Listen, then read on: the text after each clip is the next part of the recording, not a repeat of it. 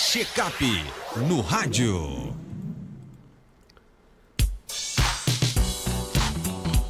Checkup no rádio com o médico cardiologista Vander Wade. Seja bem-vindo aqui, doutor Vander, ao nosso Panorama 95. Bom dia.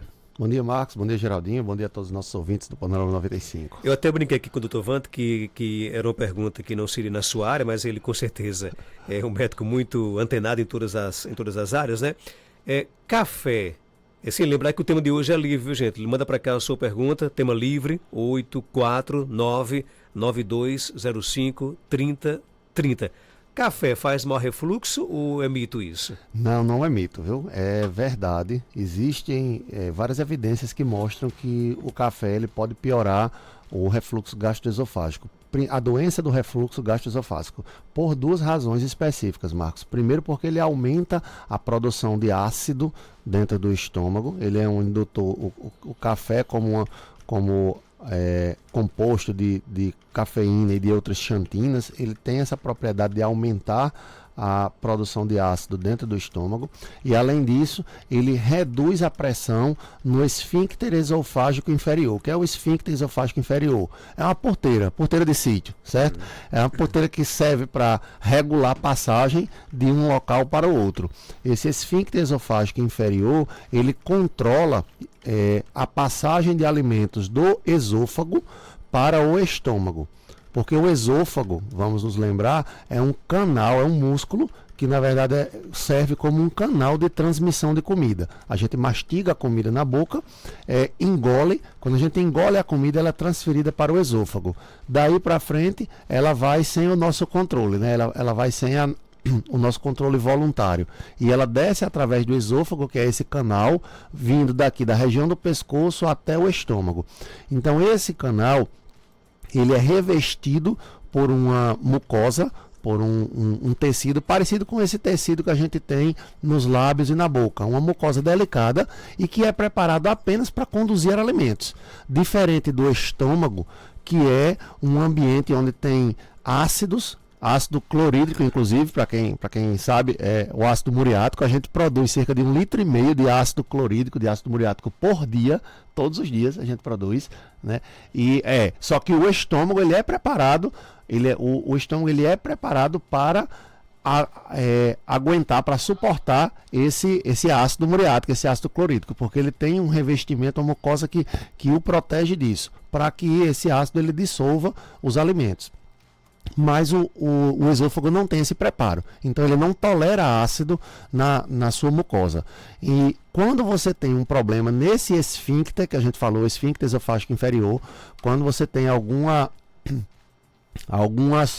condição, seja ela mecânica, como por exemplo uma hérnia de hiato, seja uma condição química, como o consumo de substâncias que possam alterar a função do esfíncter esofágico inferior, a porteira fica aberta e aí a comida que está no estômago, misturada com muito ácido, ela volta para o esôfago. E o esôfago não é um tecido, não é um órgão que está preparado para receber ácido. E aí você tem os sintomas da doença do refluxo gastroesofágico. Geralmente uma queimação, uma sensação de queimação que vem subindo, né, da boca do estômago, às vezes vai em direção ao pescoço e chega até a garganta. Então, essa fisiopatologia da doença do refluxo, ela é afetada de fato pela cafeína, pelo café, porque o café tanto aumenta a produção do ácido, piorando a situação quando o refluxo de fato acontece, como ele relaxa o esfíncter, né? E aí acaba produzindo, abre essa porteira, como a gente fala, e acaba produzindo de fato a volta do conteúdo de comida junto com ácido para a região do esôfago. E aí o paciente pode ter piora de sintomas, sim. Então, não é mito, é verdade que o café ele pode piorar os sintomas de refluxo. E se for café descafeinado? Pronto, essa é uma outra questão interessante, porque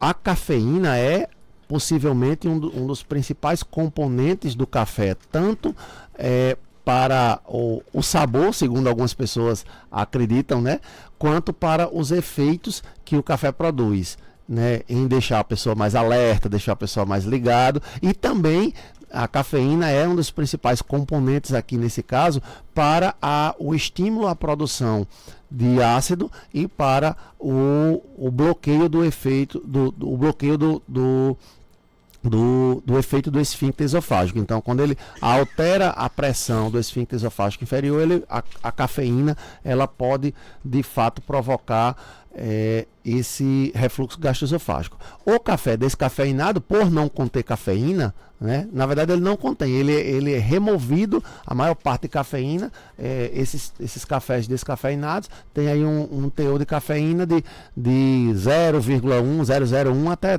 3% de cafeína. Então é uma quantidade pequena de cafeína, e a expectativa é que de fato ao consumir café descafeinado a pessoa tenha menos sintomas de doença do refluxo gastroesofágico. Então é uma resposta que é muito individual, varia muito de pessoa para pessoa.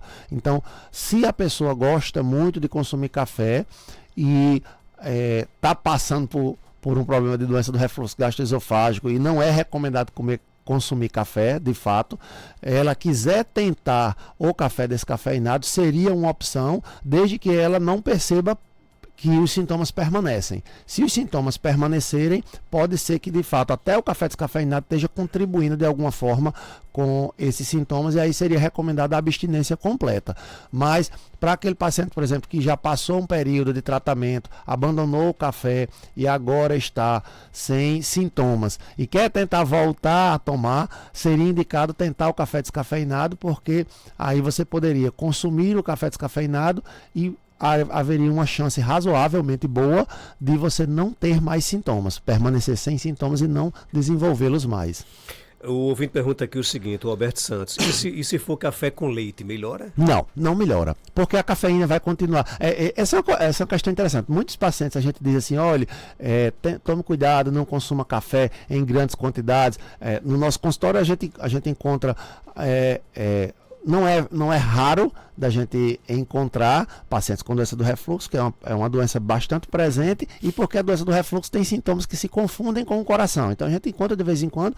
E também existe um outro cenário onde a gente trata muito do café, que é no cenário das arritmias, né? Embora o café seja controverso, porque não há os grandes estudos que tentaram reunir os estudos menores sobre o café e a arritmia, eles não conseguiram comprovar um efeito direto do consumo regular, habitual de café com arritmia, não conseguiram comprovar isso. É fato que alguns pacientes sentem melhora quando eles praticam a abstinência do café. Então, mais uma vez, é uma relação muito individual. No caso da arritmia, é uma relação muito individual a gente ter o consumo de cafeína associado à arritmia. O que é que a gente sabe? Como para tudo na vida, exagero não é recomendado. Então o paciente diz que toma uma garrafa de café de manhã, uma garrafa de café de tarde, a gente sabe que quando a gente olha para isso, diz assim, se você tomar 2 litros, 1 litro de café por dia, de fato parece algo exagerado. E a gente não recomendaria. Mas alguém que toma uma xícara pequena de café só pela manhã, para sentir aquele gostinho e para acordar, esse ritual aí, se o paciente não tiver nenhum outro momento de consumo, possivelmente não teria efeitos danosos, negativos sobre nenhuma arritmia. A menos que o paciente faça um teste antes, faça a abstinência e note que haja melhora dos sintomas ou melhor da arritmia. Aí nesse caso estaria recomendado, porque como a gente falou, é uma reação muito individual. Alguns pacientes, você fazer a retirada do café de pequeno consumo, uma xícara de café por dia, você suspende, alguns pacientes notam melhora dos seus sintomas, outros pacientes não faz diferença. Aí muitos pacientes no consultório nos perguntam a respeito disso. Doutor, mas é porque eu boto um leitinho no café. Aí ele acredita que pelo fato, talvez eu penso que seja o quê? Pelo fato da pessoa acreditar que ela está diluindo o sabor do café, né? Porque o café com o leite ele fica menos amargo, ele não tem mais o sabor do café, aí ele acha que isso vai fazer com que o café tenha menos efeito. Mas na verdade não vai ter. O café com leite, ele continua tendo cafeína do mesmo jeito. Se você coloca meia xícara de café e coloca o leite em cima, isso não vai impedir que a cafeína, quando chegue no estômago, ela faça o efeito dela. Ela vai induzir o aumento de ácido, ela vai relaxar o esfíncter, e para a doença do refluxo vai ser ruim. E se você consumir Desculpa, se você consumir em grandes quantidades, mesmo o café com leite, toma 1 litro de café com leite por dia, mesmo o café com leite, ele pode produzir piora de arritmias. Então, colocar o leite no café adoça, tira o amargor da cafeína, mas não elimina o efeito da cafeína sobre o organismo. Não, mas é o seguinte, aí o ouvinte pode perguntar assim, não, mas eu tenho refluxo, eu quero tomar café, aí todo dia vou tomar Divena, vou tomar Pantoprazol, né? Eu posso tomar um remédio para tomar o café? São escolhas que a gente faz, né? A vida da gente é feita de escolhas e a gente arca com as consequências dessas escolhas. Mas o remédio vai cortar o efeito do café, não? Na verdade, o remédio ele não corta o efeito do café, né? O tratamento da doença do refluxo, ela é embasado, tratamento medicamentoso, né? Da doença do refluxo, ele é embasado principalmente em 2 aspectos. Primeiro, você reduzir a produção de ácido no estômago, e aí isso acontece majoritariamente por substâncias que a gente chama de inibidores de bomba de prótons. O Divena aí que você falou é uma marca, né? A substância mesmo é o pantoprazol. Então, pantoprazol, omeprazol, esomeprazol são os principais disponíveis no mercado. Existem outros mais novos, como a vanoprazana, e existem alguns mais antigos, como famotidina, ranitidina, que podem ser utilizados nesse aspecto. Todos eles vão reduzir a produção de ácido do nosso estômago. Você fazendo isso associado a uma outra substância, que a principal delas é a domperidona, que a gente usa hoje em dia. Ela aumenta o esvaziamento gástrico, ela diminui o tempo que a comida permanece dentro do estômago, ela acelera o esvaziamento da comida de dentro do estômago, e aí você fica sem alimentos dentro do estômago, né, por mais tempo, e isso evita que haja refluxo. Então essa substância, a domperidona é a principal delas, mas existem outras, como bromoprida, metoclopramida, que são utilizadas muitas vezes para vômitos, mas também tem esse efeito de esvaziar a comida que está dentro do estômago de forma mais rápida. E isso favorece, né, para o paciente no tratamento da doença do refluxo, porque o paciente ficará com menos tempo com a comida dentro do estômago e, consequentemente, vai ficar menos tempo exposto a essa possibilidade de ter doença do refluxo. O tratamento medicamentoso é baseado nesses 2 tratamentos, né? Via de regra se usa uma combinação desses 2 tratamentos na doença do refluxo, mas a principal medida, pelo menos na minha visão, a principal medida de tratamento da doença do refluxo é de fato as medidas não farmacológicas, são aquelas que são mudanças de estilo de vida, mudanças alimentares, mudanças de hábitos, por exemplo, como não comer e logo em seguida se deitar, né? Você passar um período aí de 1 a 2 ou até 3 horas depois de grandes refeições, depois do almoço, por exemplo, passar 1 a 2 ou até 3 horas sem deitar-se, né? Você pode até reclinar, mas não ficar completamente deitado, dormir numa posição mais elevada, elevar a cabeceira da cama, para quem tem a doença do refluxo muito grave. Então, evitar o uso de cintos apertados, de roupas apertadas logo após consumir alimentos em grandes refeições, no café, no almoço, no jantar. Então essas medidas, para mim, elas são tão importantes ou até mais importantes do que o medicamento, porque o medicamento torna a pessoa dependente de fato, né? Você fica, se você estiver exposto sempre ao mesmo problema, e a doença nunca vai embora, e aí você precisa ficar dependente da medicação. E a gente sabe que medicações também cobram o seu preço, elas têm efeitos colaterais. Medicações de uso prolongado, embora sejam seguras, embora sejam estáveis, elas podem induzir algum tipo de alteração no futuro. Quando a gente não tem alternativa, quando é o jeito, tudo bem, a gente vai lá e faz, né? Vídeo exemplo de quimioterápicos no paciente com tratamento com câncer. Ninguém quer ficar com câncer, então a gente aceita que o quimioterápico vá lá e faça meus cabelos caírem, e faça eu ter vômitos, e acabe com a minha imunidade, porque se eu não fizer isso, eu corro um risco iminente de morrer. Então a gente assume um risco e assume algum tipo de efeito colateral em prol de algum benefício. Mas isso a gente faz, via de regra, no popular aqui, quando é o jeito. A gente faz quando é o jeito. Se tiver uma alternativa que não me faça depender de medicação o tempo inteiro, eu, pelo menos, considero que seria melhor que a gente fizesse um esforço pessoal para modificar o nosso estilo de vida e assim, então, a gente não ficar dependendo da medicação.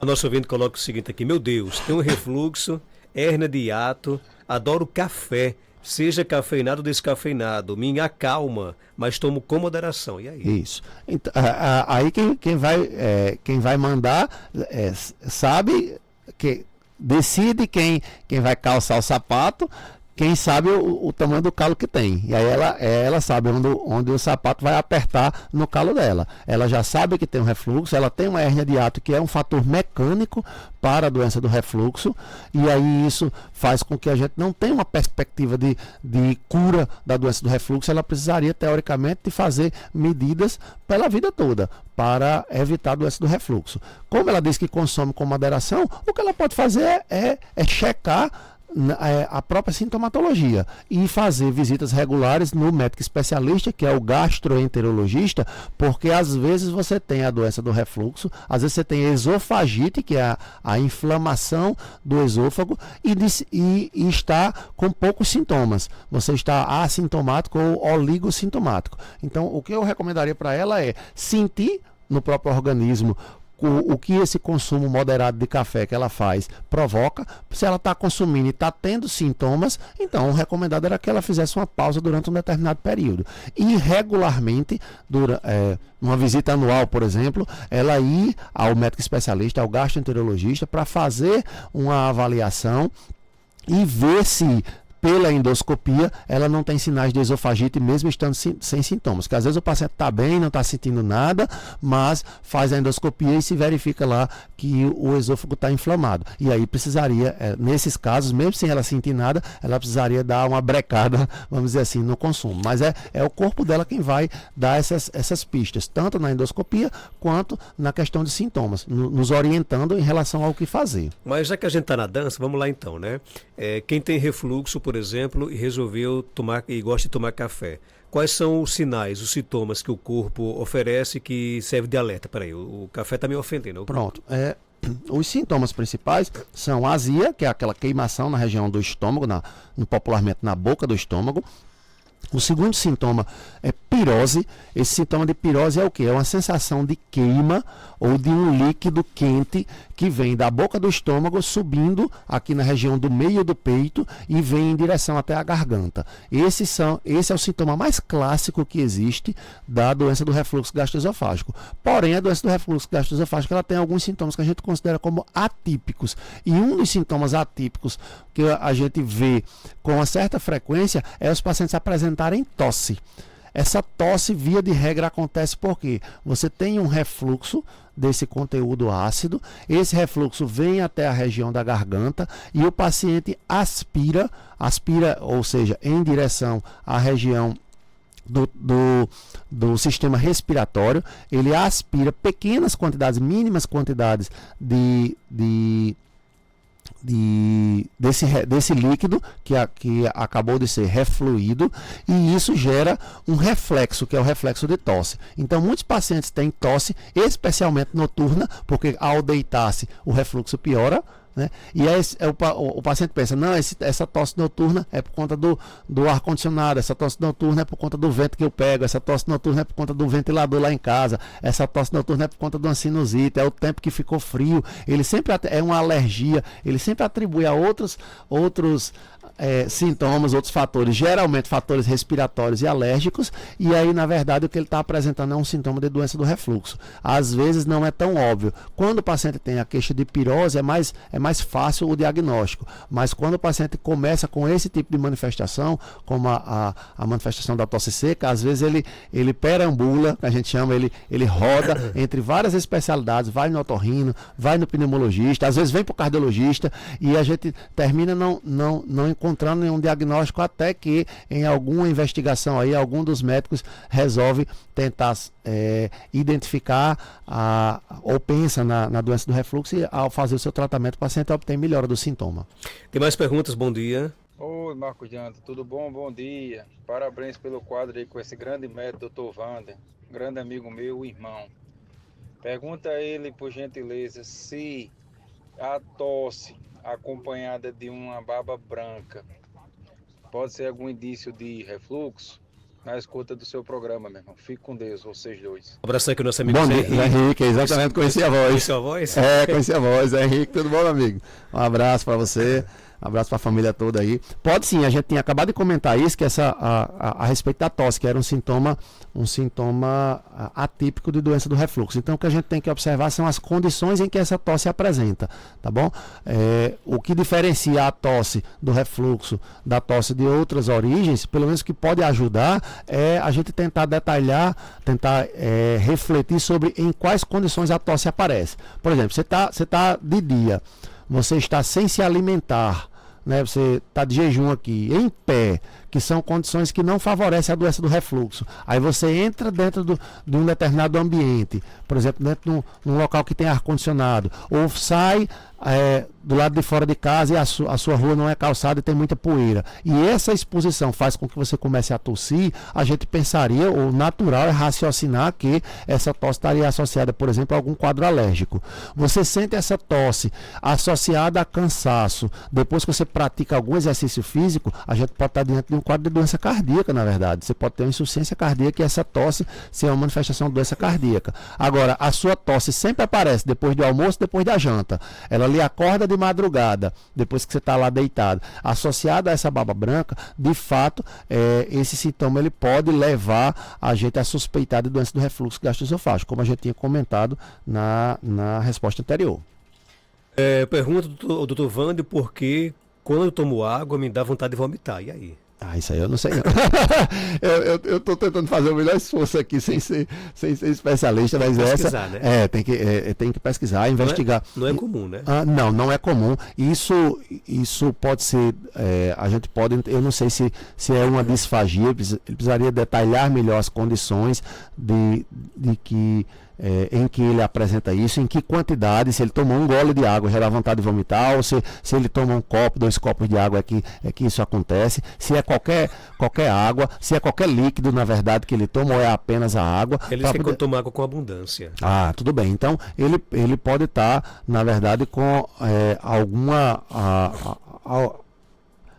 alguma disfunção, né, no estômago, que não consegue absorver, receber uma quantidade maior de líquidos, e aí o organismo tenta resolver a situação, ameaçando devolver o líquido aí por meio do vômito. Não tem, pelo menos eu não conheço nenhuma doença específica que você tenha exclusivamente com água. Se ele tiver exclusivamente com água, é muito estranho, eu nunca tinha ouvido falar. Mas se ele tem essa vontade de vomitar, quando ele tem o consumo de líquidos ou de outras comidas, isso pode ser inclusive um sinal de alerta para algumas doenças. Era interessante que ele procurasse um especialista. O especialista é o gastro, viu? Não é o cardiologista. Só a gente está falando aqui da doença do refluxo. O refluxo rendeu, né? O refluxo rendeu e tudo bem. A gente tá aqui, a gente faz clínica médica também, então a gente se depara com isso no consultório demais. Mas nesse caso aí, o médico especialista para o assunto é o gastroenterologista. Para fechar, nossa querida amiga Sandra Kelly pergunta aqui, doutor Wander,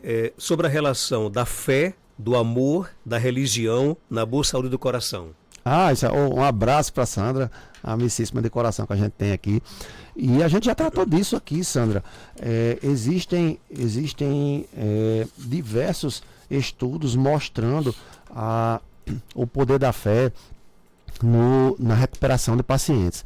Então, isso para a gente falar daqueles que já caíram em doença, né?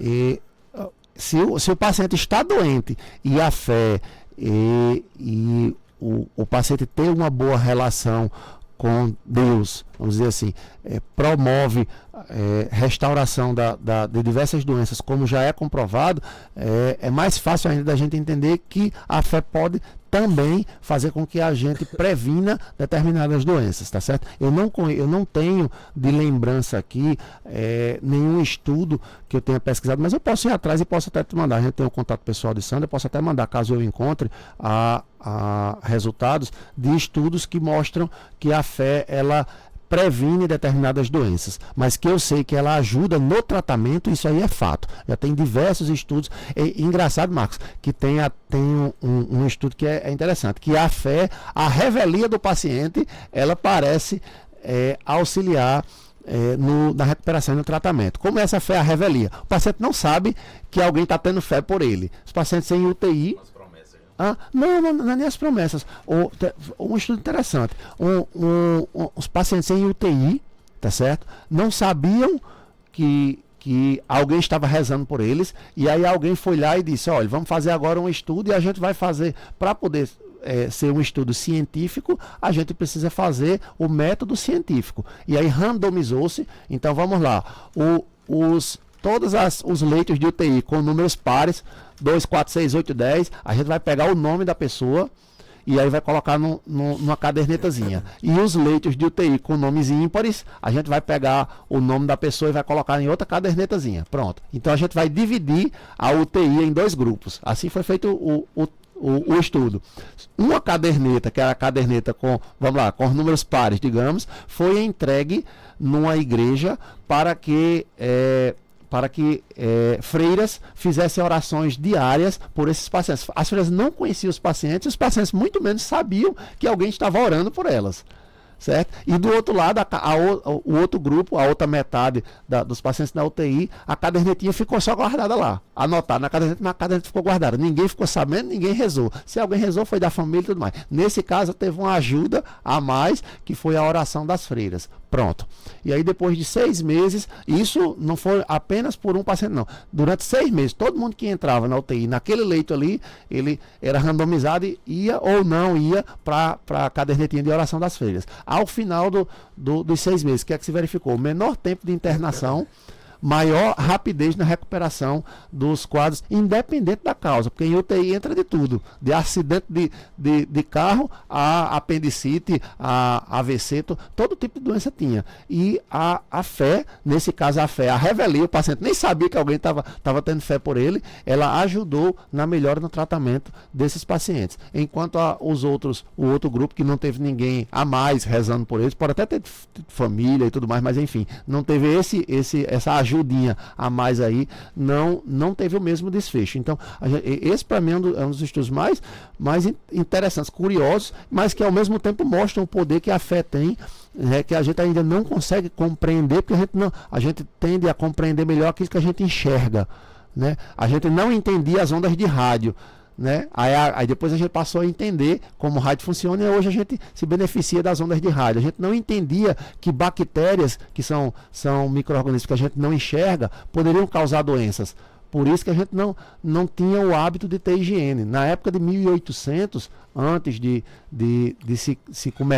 se descobrirem as bactérias, acreditem vocês ou não, os médicos eles estudavam em laboratórios de anatomia com cadáveres, e aí aparecia alguém e dizia, olha, tem alguém ali na sala de cirurgia precisando de operar. Do jeito que ele estava, ele simplesmente não lavava as mãos. Ele simplesmente saía das mãos que ele estava do cadáver e iria lá tentar operar aquela pessoa viva. Arrastava um monte de bactéria para a pessoa e a pessoa simplesmente morria. Por quê? Porque eles não enxergavam as bactérias.